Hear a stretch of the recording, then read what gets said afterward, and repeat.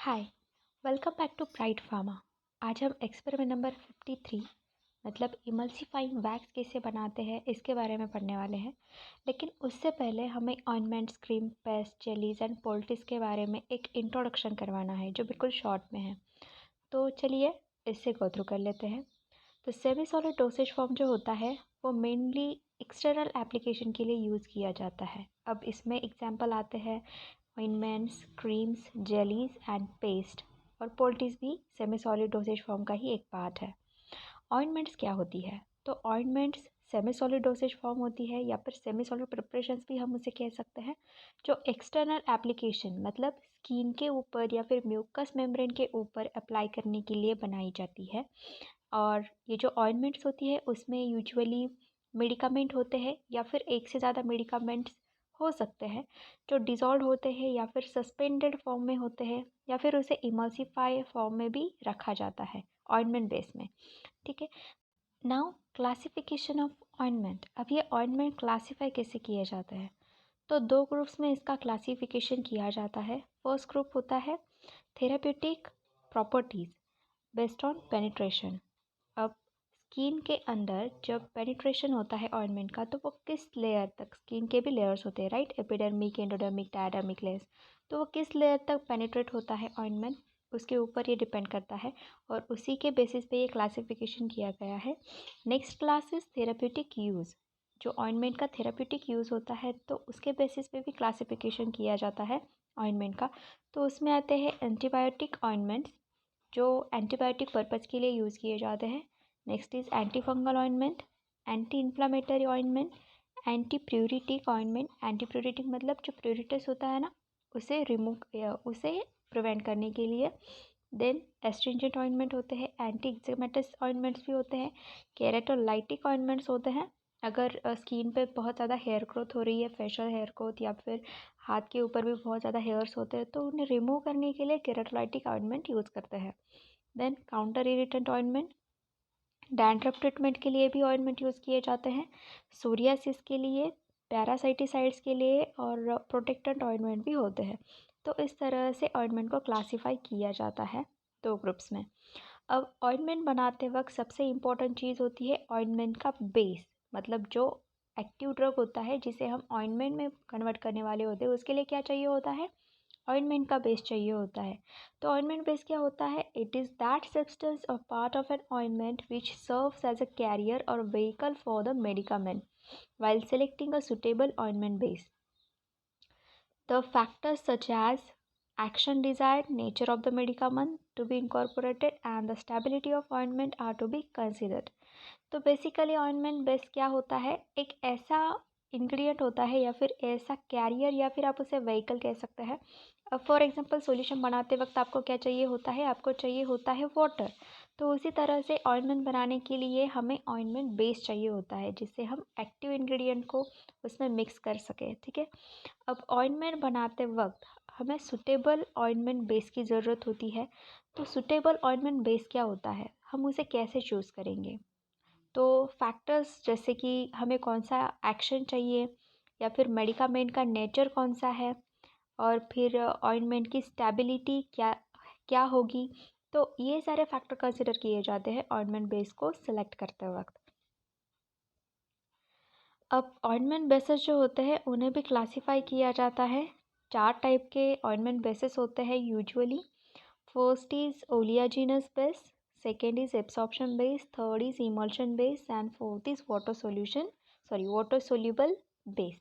तो oleaginous base में petrolatum, hard paraffin and liquid paraffin, ये 3 सब क्लासेस आते हैं ऑइंटमेंट बेस के। तो पेट्रोलैटम जो होता है ना, उसे सॉफ्ट पैराफिन भी कहते हैं, जिसका मेल्टिंग पॉइंट होता है 38 डिग्री सेल्सियस से लेकर 56 डिग्री सेल्सियस तक। सेकेंड होता है हार्ड पैराफिन जो ओलियाजिनस बेसिस के अंडर ही आता है, एंड थर्ड होता है liquid paraffin. Second is absorption base. Absorption base को फिर से सब क्लासीफाई किया जाता है दो ग्रुप्स में। First is non emulsified base and second is water in oil emulsion. अब नॉन इमल्सिफाइड बेसिस में फिर से wool fat, wool alcohol, hydrous wool fat and beeswax, ये 4 आते हैं। इमल्शन बेसिस जो होते हैं उसमें O/W emulsion and W/O emulsion, ये बेसिस आते हैं। और वाटर सोल्यूबल बेसिस में आते हैं कार्बो वैक्सेस। तो इस तरह से ऑइंटमेंट बेसिस को क्लासीफाई किया जाता है। Now factors which govern the selection of an ideal base for ointment are. तो कौन से फैक्टर्स होते हैं जो एक आइडियल बेस सेलेक्ट करते वक्त, ऑइंटमेंट का जो आइडियल बेस होता है उसे सेलेक्ट करते वक्त हमें ध्यान में रखने होते हैं। तो दो फैक्टर्स होते हैं, वो होते हैं dermatological factor and pharmaceutical factors. तो डर्मेटोलॉजिकल फैक्टर्स में एब्सॉर्प्शन एंड पेनिट्रेशन बहुत ही इंपॉर्टेंट है। डर्मेटोलॉजिकल मीन्स जो हमारे स्किन से रिलेटेड है। हम ऑइंटमेंट कहाँ पे अप्लाई कर रहे हैं, स्किन पे या फिर म्यूकस मेम्ब्रेन पे। तो जिस स्किन पे हम अप्लाई कर रहे हैं वहाँ से एब्सॉर्प्शन एंड पेनिट्रेशन किस तरह से हो रहा है ऑइंटमेंट का, बहुत ही इंपॉर्टेंट पैरामीटर है। तो डर्मेटोलॉजिकल फैक्टर्स में ये कंसिडर किया जाता है। Then effect on skin function, skin का जो फंक्शन है, अब जैसे कि स्वेटिंग हमारे स्किन का फंक्शन है, ऑइंटमेंट लगाने के बाद कहीं वो अफेक्ट तो नहीं हो रहा, ये चीज़ पे हमें नोटिस करनी पड़ती है। Then miscibility with skin secretion and serum, जो ऑइंटमेंट बेस हम यूज़ कर रहे हैं तो क्या वो स्किन सिक्रेशंस के साथ मिसिबल है, सीरम के साथ मिसिबल है या नहीं, ये भी चेक करना होता है। Then compatibility with skin secretion, अब यह हमारी स्किन जो होती है वो स्वेट प्रोड्यूस करती है, तो स्वेट प्रोड्यूस होने के बाद कहीं वो इनकम्पैटिबल ना हो जाए ऑइंटमेंट बेस के साथ, तो वो भी चेक करना पड़ता है। Freedom from irritant effect, ointment base ने हमारी स्किन को कोई भी इरिटेंट इफेक्ट नहीं देना चाहिए। अगर इरिटेशन होने लगा तो पेशेंट एक्सेप्टेबिलिटी जो होती है वो कम हो जाती है। Then emollient properties, emollient properties भी होनी चाहिए ऑइंटमेंट बेस में। And ease of application and removal, जिस तरह से हम अप्लाई करने के लिए ईजी देखते हैं कोई भी ऑइंटमेंट, तो उसी तरह से वो रिमूव करने में भी ईजी होना चाहिए। वरना पता चले कि आपने ऑइंटमेंट तो अप्लाई कर लिया, फिर आप उसे साबुन से धो रहे हैं, डिटर्जेंट से धो रहे हैं, लेकिन वो ऑइंटमेंट है कि वो टच से मस नहीं हो रहा, निकल ही नहीं रहा है स्किन से, ऐसा नहीं होना चाहिए। तो इसलिए ease of application and removal भी एक बहुत ही इंपॉर्टेंट पैरामीटर है in case of dermatological factors when you are selecting an ideal ointment base. Now pharmaceutical factors जो होते हैं तो उसमें आती है stability, ऑइंटमेंट बेस जो होता है वो स्टेबल होना चाहिए throughout its shelf life. Then solvent properties, जो मेडिकामेंट हमने ऑइंटमेंट बेस में डिज़ोल्व करना है या फिर सस्पेंड करना है तो वो उसमें सोल्यूबल होना चाहिए अगर हम डिज़ोल्व करने वाले हैं उसमें तो। देन इमल्सिफाइंग प्रॉपर्टीज़, उसमें इमल्सिफाइंग प्रॉपर्टीज़ भी होनी चाहिए। एंड कंसिस्टेंसी, ऐसा नहीं है कि ऑइंटमेंट बेस के कुछ लम्प्स फॉर्म हो रहे हैं या फिर वो अनइवन टेक्सचर दे रहा है, ऐसा नहीं होना चाहिए। उसकी कंसिस्टेंसी भी प्रॉपर होनी चाहिए। तो ये होती है ideal properties of ointment base, या फिर आइडियल ऑइंटमेंट बेस जो होता है उनमें ये प्रॉपर्टीज़ होनी चाहिए। देन प्रिपरेशन ऑफ ऑइंटमेंट, किस तरह से ऑइंटमेंट बनाया जाता है, तो 4 मेथड्स होती है, trituration method, fusion method, chemical reaction method and emulsification method. अब ये जो प्रिपरेशन की मेथड है हम आने वाले एक्सपेरिमेंट में देखने ही वाले हैं, क्योंकि हम हर टाइप की जो मेथड्स है वो कहीं ना कहीं पे तो यूज़ कर रहे हैं, तो हम डिटेल में उसमें डिस्कस करेंगे। Now additive use in ointment, कौन कौन से एडिटिव्स यूज़ किए जाते हैं, तो उसमें प्रिजर्वेटिव यूज़ किए जाते हैं। अब ये प्रिजर्वेटिव क्या होता है कि प्रिपरेशन ख़राब ना हो दी गई शेल्फ लाइफ में, तो इसलिए उसमें प्रिजर्वेटिव ऐड किए जाते हैं ताकि प्रिपरेशन स्टेबल रहे। तो उसमें आता है मिथाइल पैराबेन और प्रोपिल पैराबेन। ह्यूमेक्टेंट, मतलब जो ह्यूमिडिटी मेंटेन करके रखते हैं वो होते हैं ह्यूमेक्टेंट, तो उसमें आते हैं ग्लिसरीन, प्रोपिलीन ग्लाइकॉल और सोबिटॉल। देन एंटीऑक्सीडेंट, ऐसे इंग्रेडिएंट जो ऑक्सीडेशन प्रिवेंट करते हैं वो होते हैं एंटीऑक्सीडेंट, तो डिकम्पोजिशन जो होता है वो प्रिवेंट करते हैं antioxidant. Then chelating agent, chelating agent क्या करते हैं, chelating agent are used to prevent the catalytic oxidative degradation of trace element, जो ट्रेस एलिमेंट होते हैं ना उनका डिग्रेडेशन वो प्रिवेंट करते हैं कॉम्प्लेक्स फॉर्म करके। नेक्स्ट इज क्रीम्स, तो क्रीम जो होती है वो भी ऑइंटमेंट की तरह सेमी सॉलिड डोसेज फॉर्म होती है। एक्चुअली इमल्शंस होते हैं क्रीम जो एक्सटर्नल यूज़ के लिए यूज़ किए जाते हैं। अब क्रीम के एक्वियस एंड ऑयली, ये दो टाइप के टाइप्स होते हैं। ऑयली क्रीम जो होते हैं वो होते हैं वाटर इन ऑयल इमल्शन, जहाँ पे वाटर का पोर्शन कम होता है और ऑयल का पोर्शन ज़्यादा होता है, इसलिए वो ऑयली क्रीम्स बन जाते हैं। और in case of aqueous creams तो वो होते हैं ऑयल इन वाटर इमल्शन, जहाँ पे ऑयल का पोर्शन जो होता है वो वाटर के कंपैरिजन में स्मॉलर होता है, तो वो होते हैं एक्वियस क्रीम। अब एक्वियस की क्रीम जो होते हैं वो नॉन ग्रीजी होते हैं और ऑयली क्रीम्स के जो होते हैं वो थोड़ा सा ग्रीजी होते हैं एज़ कम्पेयर टू एक्वेयस क्रीम्स। तो क्रीम्स जो होते हैं वो बहुत ही पॉपुलर होते हैं एक्सटर्नल मेडिकेशन के लिए as compare to ointments. Next is paste. Paste जो होते हैं वो जनरली थिक होते हैं as compare to creams and ointments and semi solid stuff preparations होते हैं जो एक्सटर्नल एप्लीकेशन के लिए स्किन पे जो एप्लीकेशन होती है उसे यूज़ किए जाते हैं। और ये जो पेस्ट होती है वो जनरली ऑर्डिनरी टेम्परेचर पे मेल्ट नहीं होती और इसीलिए एक प्रोटेक्टिव कोटिंग फॉर्म करते हैं स्किन के ऊपर। पेस्ट का भी क्लासिफिकेशन किया जाता है, तो उसका क्लासिफिकेशन कैसे किया जाता है ये एक बार हम ओवरव्यू कर लेते हैं। तो paste solid colloid with gelatin, with starch, with tragacan, with polyethylene, cellulose and pectin base के अकॉर्डिंगली क्लासीफाई किए जाते हैं। सॉलिड कोलॉइड, जिलेटिन ये सब क्या है, ये है बेस। जैसे कि solid colloid base with gelatin base with starch base with tragacanth base, polyethylene glycol base, cellulose derivative base and pectin base. तो इस टाइप के बेसिस में पेस्ट फॉर्मुलेट की जाती है। अब पेस्ट को फॉर्मुलेट कैसे करते हैं, उससे किस तरह से प्रिपेयर करते हैं, तो ट्राइचुरेशन मेथड या फिर फ्यूजन मेथड यूज़ किए जाते हैं। Now jellies. Jellies are transparent और translucent non greasy semi solid preparation. ये क्या जो जेलीज होती है वो नॉन ग्रीजी होती है, जैसे कि ऑइंटमेंट्स होते हैं वो ग्रीजी होते हैं, तो उस तरह से जेलीज बिल्कुल नॉन ग्रीजी होती है, सेमी सॉलिड प्रिपरेशंस होती है और एक्सटर्नल एप्लीकेशन के लिए यूज़ की जाती है। एक्सटर्नल एप्लीकेशन कहाँ होता है, स्किन पे या फिर म्यूकस मेम्ब्रेन पे। और जेलीज जो होती है वो नेचुरल गम से प्रिपेयर की जाती है। नेचुरल गम में कौन कौन से एग्जांपल आते हैं, जैसे कि ट्रैगाकान, पेक्टिन, सोडियम अल्जीनेट एंड जो सिंथेटिक सेलुलोज होते हैं उससे भी बनाई जाती है jellies. Sodium carboxymethyl cellulose types जो सेलुलोज के डेरिवेटिव्स होते हैं वो भी यूज़ किए जाते हैं जेलीज के प्रिपरेशन में। अब जेलीज जो होती है उसमें जेली के भी टाइप्स होते हैं, जैसे कि मेडिकेटेड जेलीज। जो जेली होती है उसमें कोई मेडिसिनल एजेंट ऐड किया है मेडिसिनल प्रॉपर्टीज़ अचीव करने के लिए, तो वो होती है medicated jellies. Next is lubricating jellies.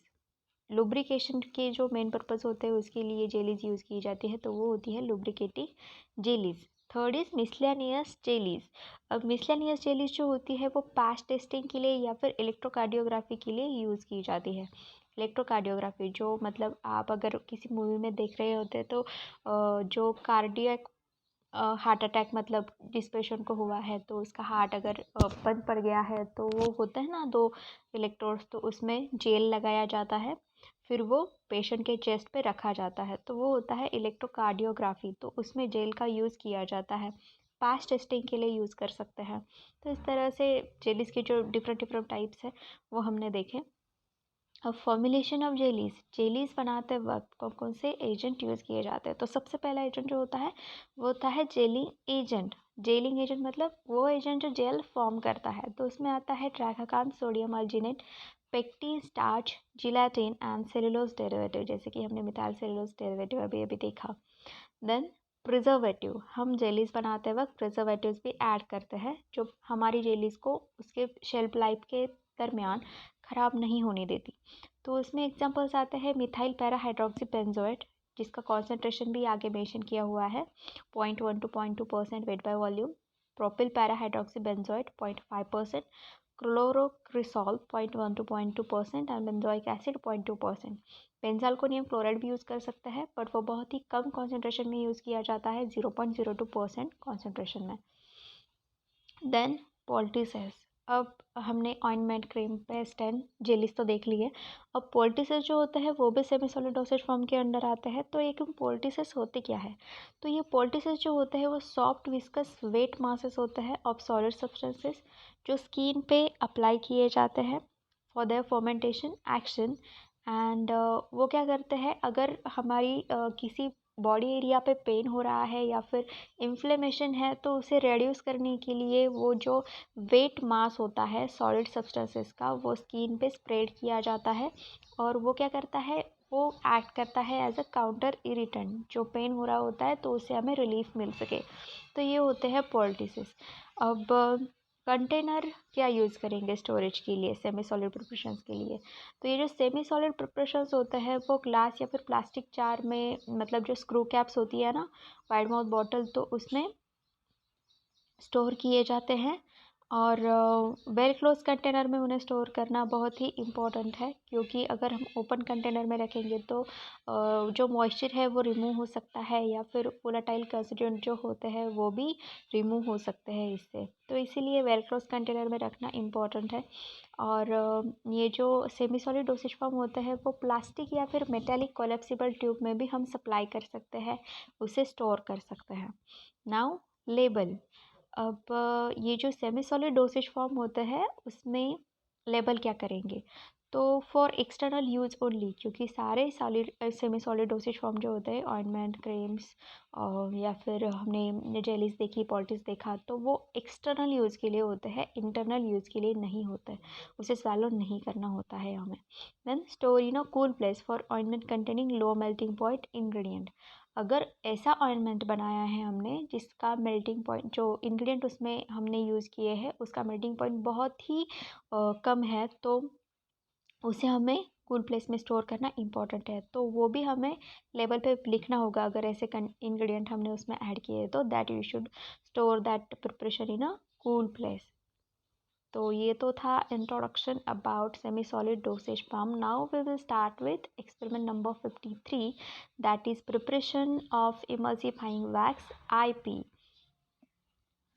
तो जो प्रायर कंसेप्ट्स है इस एक्सपेरिमेंट में, तो वो है definition, type, storage and stability of ointment.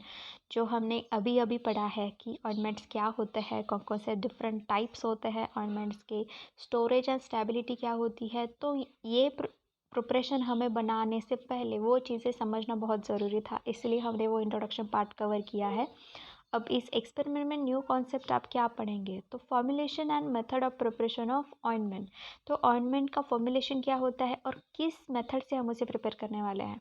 आपको याद है, मतलब मैंने अभी थोड़ी देर पहले आपको बताया था कि जो मेथड होती है, ट्राइचुरेशन, फ्यूजन मेथड या फिर emulsification method, chemical reaction method, वो मैंने आपको बोला था कि हम आने वाले एक्सपेरिमेंट में उसे इन डिटेल एक्सप्लेन करने वाले हैं, देखने वाले हैं। तो वो मेथड जो होती है प्रिपरेशन की, वो हम इस एक्सपेरिमेंट में देखेंगे कि हम कौन से मेथड से उसे प्रिपेयर कर रहे हैं। Now proposition 1। अब इसमें हम सोडियम लॉरेल सल्फेट यूज़ करने वाले हैं। सोडियम लॉरेल सल्फेट क्या होता है, ये एक मिक्सचर होता है sodium salt of sulphated normal primary alcohol का। तो ये जो सोडियम लॉरेल सल्फेट है ये एनायनिक्स एमल्सिफाइंग एजेंट है। और ये जो सोडियम लॉरेल सल्फेट है वो O/W क्रीम्स बनाने में भी यूज़ करते हैं। तो इसमें जो प्रॉपर्टी होती है सोडियम लॉरेल सल्फेट में, वो क्या करती है, सरफेस टेंशन जो होता है वो रिड्यूस करती है, तो इसीलिए वो एज अ वेटिंग एजेंट या फिर डिटर्जेंट भी एक्ट करता है। तो लर्निंग ऑब्जेक्टिव जो है इस एक्सपेरिमेंट में, आपको intellectual skill and motor skill अपने अंदर जो डेवलप करने हैं। तो इंटेलेक्चुअल स्किल में आपको क्या करना है, first you have to understand the type of ointment. ये जो ऑइंटमेंट हम बनाने वाले हैं उसका टाइप आपको जानना है। आप मुझे वीडियो में कमेंट करके ज़रूर बताएं कि इस ऑइंटमेंट का जो हमने अभी, मतलब हम पढ़ रहे हैं इमल्सिफाइंग वैक्स, वो कौन से टाइप का ऑइंटमेंट है। And to understand the method of preparation of ointment, किस टाइप का हमने ये ऑइंटमेंट का बनाया है, तो कौन सा मेथड यहाँ पे यूज़ किया है, इज इट ट्राइचुरेशन मेथड और फ्यूजन मेथड। अभी हम आगे जाके देखने वाले हैं वो किस तरह से हमने बनाया है, तो आपको इस बारे में मुझे कमेंट ज़रूर करना है। Then motor skill. तो यहाँ पे आपको मोटर स्किल कौन से डेवलप करने हैं अपने अंदर, so you have to be able to prepare and label the preparation accurately. आपको ये प्रिपरेशन बनाना है और प्रिपरेशन बनाने के बाद उसे एक्चुअली जिस तरह से लेबल करना है उस तरह से लेबल करके वो आपको सबमिट करना है।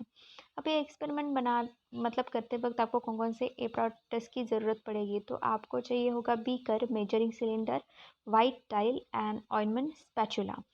तो इंग्रेडिएंट जो आपको चाहिए तो वो है सिटोस्टेरिल अल्कोहल, प्रिस्क्रिप्शन पढ़ रहे हैं हम। सिटोस्टेरिल अल्कोहल 900 ग्राम, सोडियम लॉरेल सल्फेट 100 ग्राम, प्यूरिफाइड वाटर 40 ml। और ये जो प्रिपरेशन दिया है ये हमें 10 ग्राम बनाना है।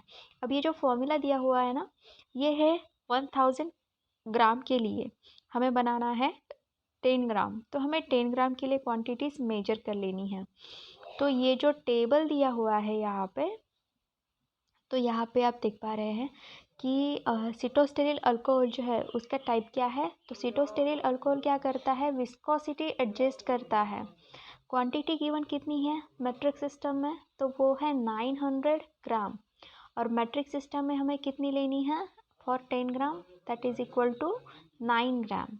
Then second ingredient is sodium lauryl sulphate. Sodium lauryl sulphate क्या है, एक सर्फैक्टेंट है जो वेटिंग एजेंट की तरह भी एक्ट करता है, डिटर्जेंट की तरह एक्ट करता है।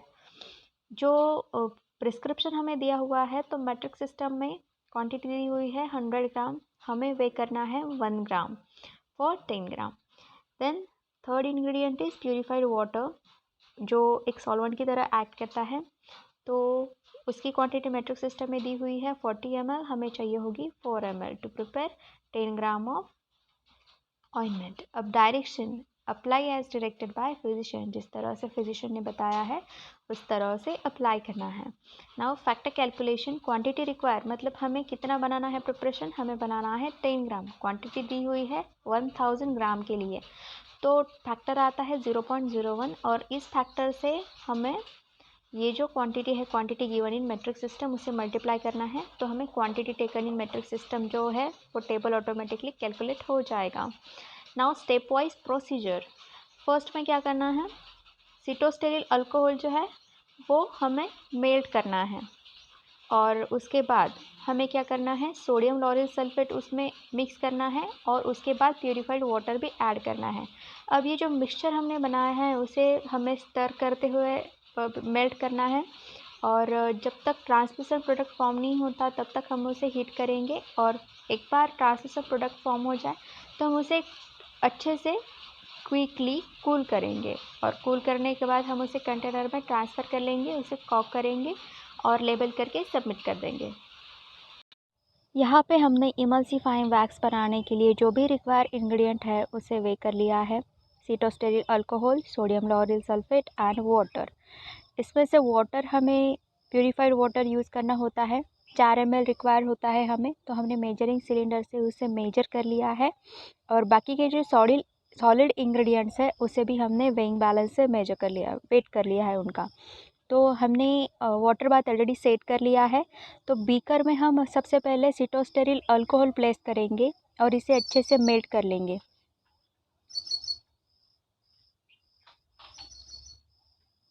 अभी ये वाटर बाथ रेडी है और इसमें हमने सिटोस्टेरिल अल्कोहल वाला बीकर प्लेस कर दिया है, तो ये यहाँ पे धीरे धीरे मेल्ट हो रहा है। हम इसे तब तक मेल्ट करेंगे जब तक ये क्लियर ट्रांसपेरेंट बन नहीं जाता। अभी ये मेल्ट ही हो रहा है, पूरी तरह से कम्प्लीटली मेल्ट अभी हो गया है। इसमें हम इस स्टेज पे डालेंगे हमारा जो अदर सॉलिड इंग्रेडिएंट था, sodium lauryl sulphate and purified water भी हम इसी स्टेज पे हम ऐड करेंगे। अब इसे हमें मेल्ट करना है, जब तक ये ट्रांसलूसेंट मिक्सचर फॉर्म नहीं करता तब तक हम इसे हीट करते रहेंगे और अच्छे से मेल्ट करेंगे। अगर आप यहाँ पे बीकर पे देख रहे हैं तो अभी भी ट्रांसलूसेंट मटेरियल फॉर्म नहीं हुआ है, तो इसे दोबारा से हीट करना पड़ेगा।